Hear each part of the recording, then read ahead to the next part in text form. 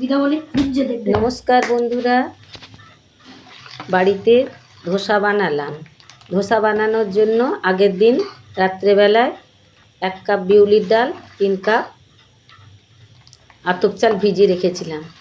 সকালবেলায় উঠে মিক্সিং জারে ওগুলোকে পেস্ট করে নিয়েছি। তারপরে আলু সেদ্ধ করে ধোসার জন্য পুর বানালাম।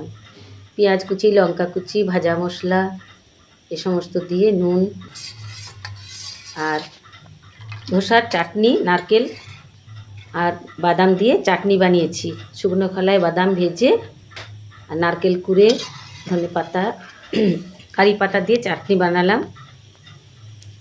তারপরে সাম্বার বানিয়েছি, মিক্স ভেজ অরহর ডাল দিয়ে সাম্বার মশলা দিয়ে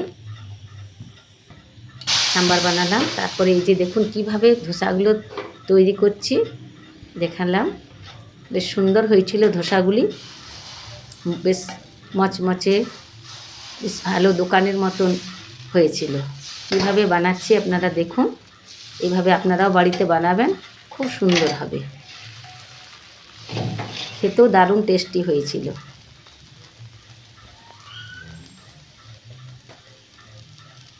ঠিক আমি যেভাবে বানাচ্ছি এইভাবেই বানাবেন, দেখবেন ঘরেই দোকানের মতন খুব সুস্বাদু ধোসাগুলি হবে।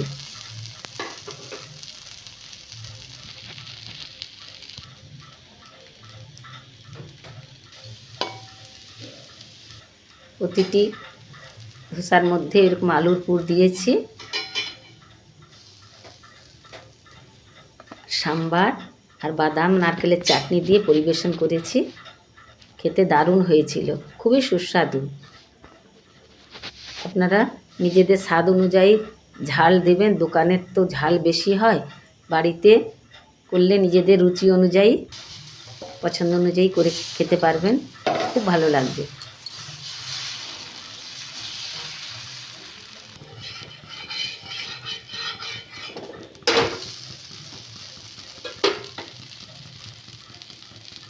বাড়ির সাধারণ জিনিস দিয়ে অসাধারণ ধোসাগুলি হয়েছিল, খেতে দারুণ টেস্টি।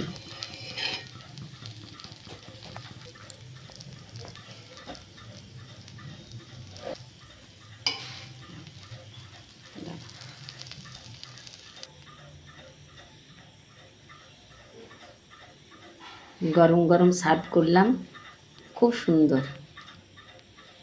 আপনারাও এইভাবে বাড়িতে বানান, বাড়ির সদস্যদের, বন্ধুদের ডেকে খাওয়ান, খুব ভালো লাগবে।